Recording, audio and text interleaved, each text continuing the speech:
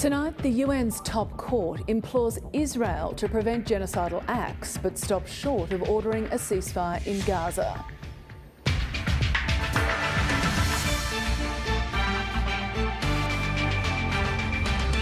Also tonight, Donald Trump ordered to pay tens of millions of dollars in damages to writer E. Jean Carroll.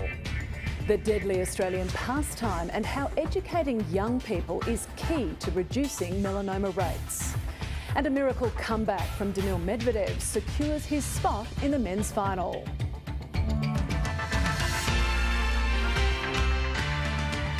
Yuma, good evening. Adrienne Francis with ABC News, coming to you from Ngunnawal country. And we also acknowledge other people and families with connection to the lands of the ACT. The United Nations top court has stopped short of ordering a ceasefire in Gaza, but called on Israel to prevent genocidal acts. The International Court of Justice agreed to 6 emergency measures in its interim ruling in South Africa's genocide case against Israel. It found they were needed to protect against further severe and irreparable harm of Palestinians in Gaza. Outside The Hague's Peace Palace, a sea of Palestinian flags. Down the road, dozens of Israel supporters, all gathered to watch this highly anticipated ruling. The court concludes prima facie that South Africa has standing to submit to it the dispute with Israel concerning alleged violations of obligations under the Genocide Convention. South Africa brought this case to the International Court of Justice, accusing Israel of genocide against Palestinians in Gaza. Israeli lawyers reject this, claiming their military operations comply with international law following Hamas's October 7 attacks. The court is acutely aware of the extent of the human tragedy that is unfolding in the region. In their interim ruling, the majority of the 17-judge bench agreed to implement 6 emergency measures. Among them, a call for Israel to prevent any acts or incitement of genocide, a guarantee adequate humanitarian aid is reaching Gaza, and protection of any evidence of alleged crimes.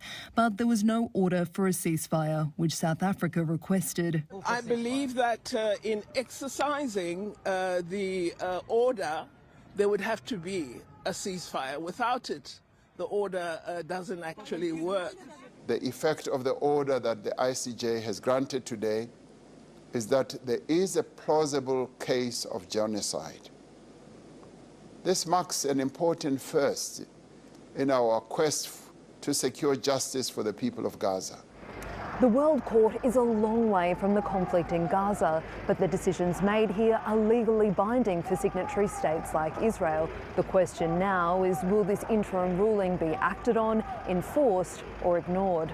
Like every country, Israel has an inherent right to defend itself. The vile attempt to deny Israel this fundamental right is blatant discrimination against the Jewish state. There's a long road ahead. A final outcome on the genocide claim is expected to take years. Isabella Higgins, ABC News, The Hague. Palestinian communities around the world had high hopes for the International Court of Justice ruling. Global Affairs editor John Lyons was in Ramallah as the judgment was handed down. From Yemen to Jordan, solidarity with Palestinians across the Arab world. Earlier, in the occupied West Bank, prayers and hope for a historic decision at the World Court. In Ramallah, the anticipation was palpable as Palestinians gathered to watch the ruling, at public screenings attended by their South African advocates. It's 15 minutes to go until the ICJ's announcement. As a South African, what are you hoping? I think in a nutshell that there would be an order that says ceasefire, that would give the people of Gaza and Palestinians generally a reprieve. The 17 judges of the International Court of Justice have just walked out. Hundreds of people here, including foreign journalists, and the mood here, the anticipation, is extremely high. In the crowd were many overcome with emotion after months of war. Not all were pleased with the outcome. The decision of the court wasn't that good. It wasn't for us or against us. Of course, I'm very happy for for people to know about us, about Gaza. So what were you feeling while you were sitting there watching today? I was disappointed because what I aspired for and I wanted is an immediate ceasefire and that all the humanitarian aid will go into Gaza.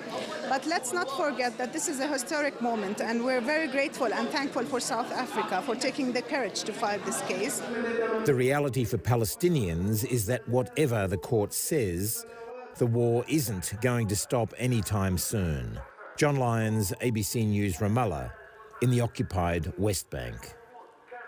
Donald Trump has been ordered to pay more than $100 million in additional damages to the writer E. Jean Carroll.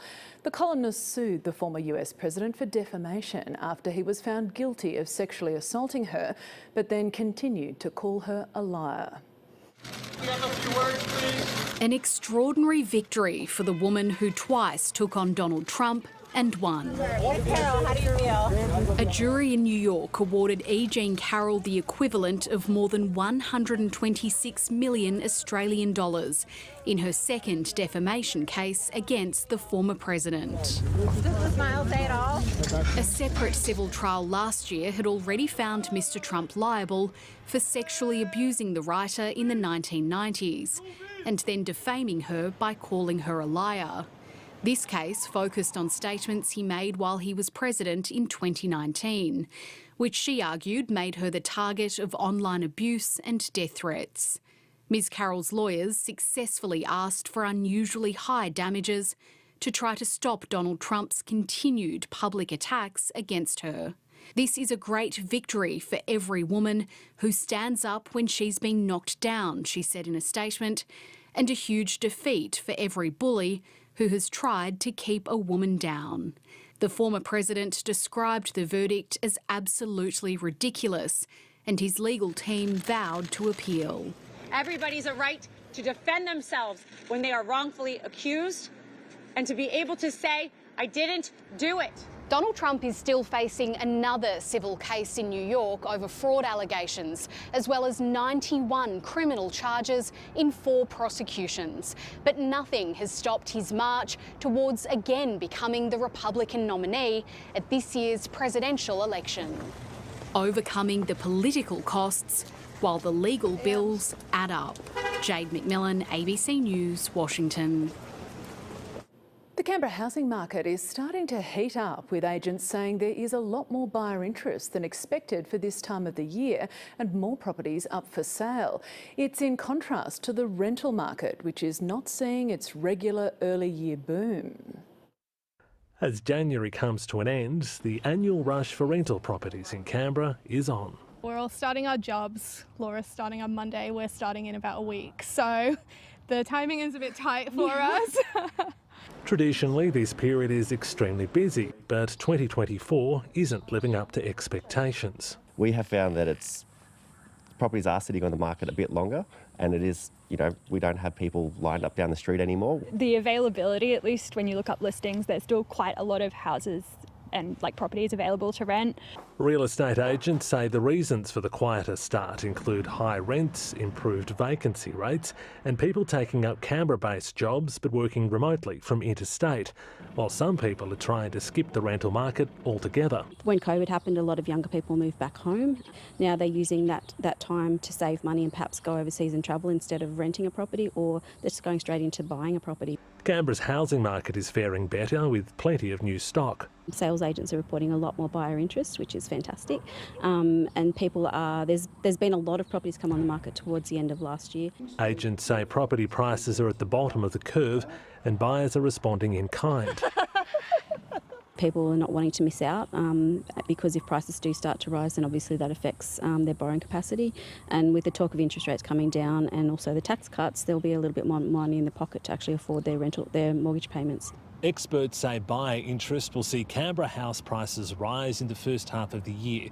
But with many sellers having held on to their properties in the hope of an increase, those price hikes are tipped to be steady and not at the same rate of other capital cities. Peter Lusted, ABC News, Canberra. The Prime Minister has condemned the actions of a neo-Nazi group who boarded a Sydney train while masked and dressed in black on Australia Day. He's described the scenes as shocking and horrifying, adding they have no place in Australia. Experts warn far-right demonstrations could become more common as extremist groups recruit new followers online. 24 hours after a neo-Nazi group boarded a train in Sydney's north, Premier Chris Minns has flagged tougher laws against racist gestures. Particularly in relation to white power salutes, or as they're so-called white power salutes. I don't want to see people in balaclavas, dressed in black from head to toe, who are engaged in neo-Nazi activity in this country. The group of more than 60 masked men were intercepted by police at North Sydney Station after they boarded the train a few stops earlier before congregating in a nearby park. Police issued 57 infringement notices and arrested 6 men who have since been released without charge. They were told to stay away from Australia Day events. There is no place for this kind of fascism, neo-Nazism or far-right extremism on this great day, Australia Day. The Prime Minister described the scenes as shocking. I was horrified by those images. They have no role in Australia. We have seen a rise in neo-Nazi activity, on extreme right-wing activity. The Director-General of ASIO has been warning of this for some time. Experts say banning symbolic salutes in Victoria last year has been effective in limiting the reach of far-right extremist groups, but won't stop them from recruiting new members online. Younger men are being drawn into these movements through engagement online. These groups are incredibly active in encrypted messaging applications like Telegram. We can anticipate that there will be more such demonstrations. Chris Minns has promised a show of force by New South Wales Police if the group stages another demonstration. Leah Harris, ABC News, Sydney. It was a dire warning from the 2024 Australians of the Year. The nation's tanning culture is killing us. And research suggests more than 16,000 Australians will be diagnosed with melanoma this year. That's one person every 30 minutes. But sun safety advocates hope education and early intervention will help save lives. Getting a skin cancer check for the first time in his life. So having a look over the area, this is the only one that does stand out. It's a little bit different. Beachgoer Branko Kalina will now need to see a specialist to see if a sunspot could be something more. You just think, oh, well, it's not going to happen to me, or it's not possible. It's an attitude many Aussies share, and one which the joint Australians of the Year say is killing us. When it comes to tanning, we are swimming outside the flags. Professors Georgina Long and Richard Scolyer are melanoma treatment pioneers. According to their research, more than 16,000 Australians will be diagnosed with melanoma this year, while 1,300 will die from it. At Warilla on the New South Wales south coast, Jay Allen has pulled up his truck to offer free skin checks. That's why we got it here, so we can try and bring that rate down, save lives. It's an issue that's close to his heart after surviving stage 3 melanoma. I had 44 staples from my stomach to my thigh and I had to go for scans and blood tests every 3 months for 5 years. And, 32, I had the world at my feet, and all of a sudden it changed overnight, and my life was in the hands of my doctors. The young generation is our future. We really need to start pushing out that awareness, because what we do know is that skin cancer and the damage is done to your skin early on in your years. What's an Australian summer without a day at the beach? And while the weather's not exactly the best here at South Narrabeen, nothing will stop these kids from the bush getting their first taste of the ocean. 30 Indigenous kids are embracing the surf and learning that even on cloudy days, sun safety is just as important.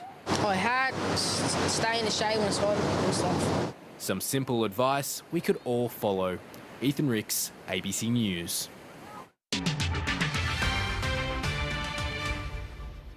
Two Malaysian nationals will serve just 5 years in confinement for their role in the 2002 Bali bombings. The men were sentenced by a military court in Guantanamo Bay over the attack, which killed more than 200 people, including 88 Australians. Prosecutors allege they were key lieutenants to plot ringleader Hang Bali, who will face trial in March next year. The jury initially handed down a 23-year sentence, but that was overruled by a judge as part of a plea deal. Wrestling icon Vince McMahon has resigned from World Wrestling Entertainment's parent company in the wake of sexual misconduct allegations.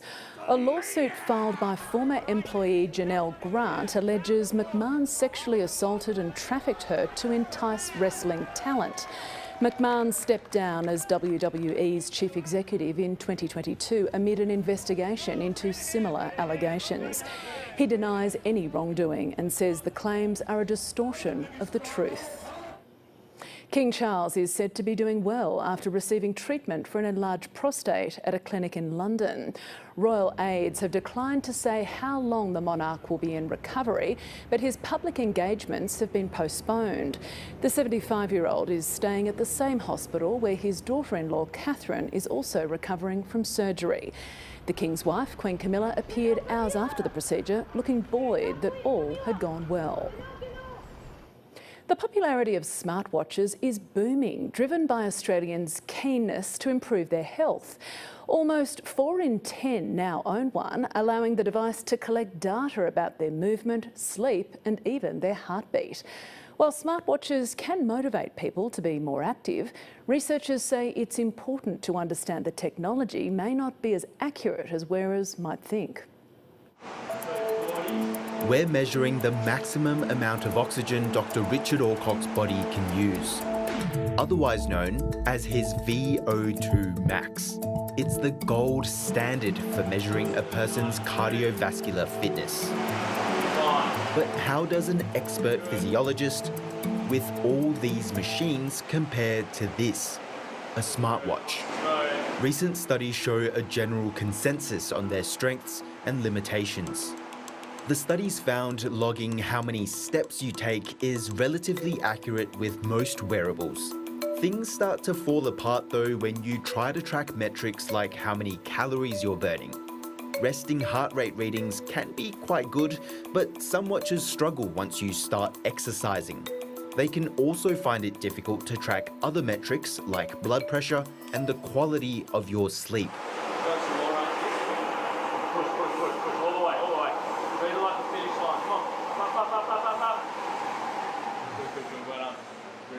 This test is grueling. Brilliant. You can go through the results. Your VO2 today was about 62.5 in terms of what your Garmin predicted was, 56. Yeah, so about 10% off. That correlates relatively well at 50. The difference between these results is due to the watch not measuring Dr. Alcock's oxygen levels. It estimates based on heart rate and speed. You're almost touching on this sort of Olympic level athlete for your age. While it's not perfect, the devices are sold as an easy and accessible way of tracking your health and fitness. Everyday use for the general public, they're great. To motivate fitness, to look at the amount of steps, track what their weight's doing, again, calorie intake versus expenditure. I think it's getting people exercising simply by having the watch. Market data estimates more than 36% of Australians own a smart wrist wearable, and demand is growing. Every brand uses different technology, which makes things difficult for clinicians and researchers trying to figure out whether smartwatches actually help us live healthier. All the tiny data points from this can be thought of as parts of your digital twin. There's a version of you made entirely of your data. My principal areas of research is in sports science and strength and conditioning. Professor Sophia Nymphius is a sports scientist working with elite-level athletes. She makes use of their digital twins, including data from smart wearables to help maximise performance. Elite athletes have a very specific training environment that is very different to the average consumer. For most people with a less disciplined lifestyle, the watches tend to provide less accurate data. I have different settings on my watch, and it shows me how the pace changed throughout the run. For some people, seeing those numbers can be vastly discouraging and may reduce their ability to maintain an exercise routine. We do need to acknowledge the negatives, that there's a psychological component to fully trusting and investing in a number on your watch. Professor Nymphius suggests looking at trends over longer periods of time instead of obsessing over your daily digits. Kason Ho, ABC News. Park Run is celebrating its 1 millionth runner crossing the finishing line at one of its 500 weekly races. Thousands of Australians turn out every Saturday morning at spots across the country to take on a 5-kilometre course. The volunteer run event was first launched in 2011 and has been free for people of all ages and abilities. Russia's Aryna Sabalenka is vying for her second straight Australian Open singles title as the women's final gets underway shortly. The world number 2 beat American Coco Gauff to make it to her second Grand Slam decider. She'll take on China's 12th seed Qinwen Zheng. She beat Ukraine's Diana Yastremska in the semis to earn her first Grand Slam final spot. Russia's Daniil Medvedev says he will have to take his tennis to a new level to beat Italian star Jannik Sinner in tomorrow's men's Australian Open final. Medvedev booked a spot in his third final at Melbourne Park after pulling off an incredible comeback to beat Alexander Zverev in 5 sets. Daniil Medvedev knows he'll need more than just a slice of good luck to get past Jannik Sinner. Oh, you're kidding. He's playing better than before, especially end of the season. He started playing whole different level. So if I want to beat him, I have to raise my level. Sinner's stunning win over Novak Djokovic prompted this response from the world number 1. This is one of the worst Grand Slam matches I've ever played. The young Italian has won his past 3 matches against Medvedev, but the Russian will use his experience. Tomorrow will be his 3rd Australian Open final. Sinner is making his Grand Slam debut. I have no idea how Jannik is going to be, but me, myself, I have this experience. I will try my best. I will fight for my life. That's out. And Medvedev battles back from the brink. Medvedev drew on his mental strength to recover from 2 sets to love down against Alexander Zverev, going on to win in 5 epic sets. I was a little bit lost, but during the 3rd set, I started saying myself that if I lose this match, I just want to be proud of myself. Zverev says the match became harder because of an illness he picked up in the quarterfinals. I lost it because of a physical state, not because of tennis, and that is for me disappointing. The physical state of the 2 finalists could be vital tomorrow. Medvedev has twice fought back from 2 sets down, while Sinner has barely raised a sweat, losing just 1 set for the entire tournament. Tom Maddox, ABC News, Melbourne Park. An unbeaten knock of 72 from Beth Mooney has carried Australia to an 8-wicket victory over South Africa in their first T20 international in Canberra. In the first game of a 7-match multi-format series, Darcy Brown and Elise Perry both took 2 wickets as the visitors set a target of 148 to win. Australia captain Elisa Healy overcame illness to open the batting, falling just short of a half-century. But it was Mooney who led the charge, hitting 12 boundaries for the home side. The opener hit the winning runs early in the final over, keeping Australia's 100% record against South Africa intact. The 2 sides will face off again tomorrow in the second T20 clash at Manuka Oval. We always talk about starting well as a team, and I think we set a pretty good tone today. With the ball, we probably gave them a few at the back end there. But, you know, to chase a game 1 down or 2 down in the end was a pretty good effort. The second test between Australia and the West Indies remains delicately poised, with the tourists building a solid second innings lead on day 3. Nathan Lyon has done damage with the ball, claiming key wickets as the hosts try to restrict the tourists' score. After navigating a difficult 40 minutes under lights with just the loss of Tajnarine Chanderpaul on day 2, the West Indies set their minds to building a big second innings lead. Kirk McKenzie playing beautiful cricket early on day 3. Oh, divine. He and captain Craig Braithwaite scored at a healthy rate as their partnership passed 50 and the lead neared 100. Gets that one and past Nathan Lyon. But the introduction of Cameron Green brought about a wicket. In the air and out. Pat Cummins' bowling changes continued to pay dividends, Nathan Lyon striking in his first over. And it should have been an even better session for Australia, but uncharacteristic poor fielding proved costly. There it is! Don't tell me it went down. Fielding continued to plague the hosts, a Mitch Marsh effort drawing the ire of both Nathan Lyon and the commentators. The misfield was bad. The fact that he just loped after it was worse. Lyon carried on and was rewarded when Alec Athanase fished at one outside off stump, Steve Smith making no mistake in the slips. But there was still a lot of work ahead for the hosts, with Cavum Hodge showing his first innings performance was no fluke, as the West Indies steadily built a competitive second innings total. Tom Wildey, ABC News. If you're a country music fan, there's really only one place to be tonight, and that's Tamworth for the Golden Guitar Awards. Some of the biggest names in the industry have been strolling the red carpet ahead of the ceremony. Our reporter Max Tillman is there with them. Well, it is absolutely buzzing here tonight on the red carpet of the 52nd Golden Guitar Awards. Tamworth has effectively seen its population double over the last 9 days, with 55,000 revellers, performers, as well as buskers. But tonight, it's all about the artists and celebrating their achievements over the last 12 months. 16 Golden Guitars are up for grabs tonight, from Album of the Year to New Artist of the Year. There's obviously some very familiar faces in the country music scene here, as well as a few new ones as well.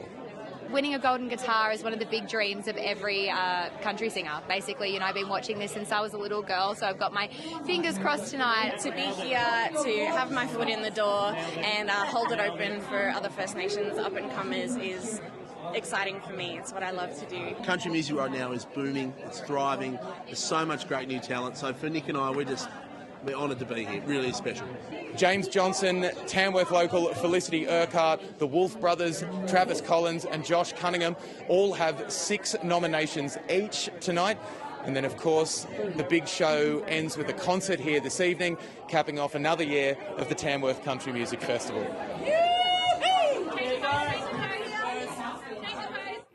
To the weather now, and thanks for sharing so many of your observations yesterday, particularly those painted sunset skies. Hannah Dawson from Griffith set off from Charlotte Pass to Mount Kosciuszko, capturing the cloudy conditions and lots of blooming wildflowers.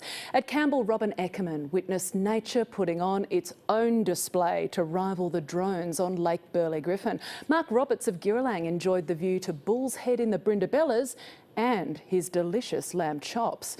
At Gallipoli Reach in Park, Sue Taylor from O'Connor marvelled at the sunset afterglow, and Chris Cheer and John Kalish took in the drone show and the stream of drones returning to base alongside the War Memorial and Anzac Parade. Thanks for all your contributions. After a low of 11 at Canberra Airport and 13 in the Valley, we enjoyed a clear sunny day with a top of 28. Around our region, Griffith and Wagga Wagga got to 29. Along the coast, 24 for Bega and 23 further north. Across the country, there were a few showers over Sydney, Brisbane and Darwin today. The satellite shows thick cloud over West Queensland, with ex-tropical cyclone Kirrily bringing heavy rain and some storms. Clouds streaming south from the tropics into troughs over southern Queensland, southeast New South Wales and southern WA and the Northern Territory is also generating showers and storms, and cloud over Tasmania in brisk westerlies is also bringing showers. Tomorrow, rain and a possible storm for Darwin and a top of 30.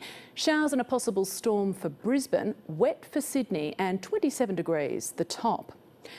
The Bureau has predicted a low-intensity heat wave for much of our surrounding region tomorrow and the ACT. Yass Valley is expecting a top of 31, Cooma 26, rain and 23 for Batemans Bay and also Nowra. Canberra can expect a low of 12 before a partly cloudy top of 28, with light winds becoming northeasterly 15 to 20 kilometres an hour in the late afternoon, then tending easterly 15 to 25 kilometres an hour in the evening. The sun will rise at 6:12 a.m. and set at 8:19 p.m. Looking ahead, partly cloudy and 30 on Monday. The possibility of showers from Tuesday and into Wednesday, returning to partly cloudy conditions on Thursday with a top of 30. And that's the latest from the Canberra newsroom. I'm Adrienne Francis. Great to be with you. Enjoy your evening. Yarra. Good night.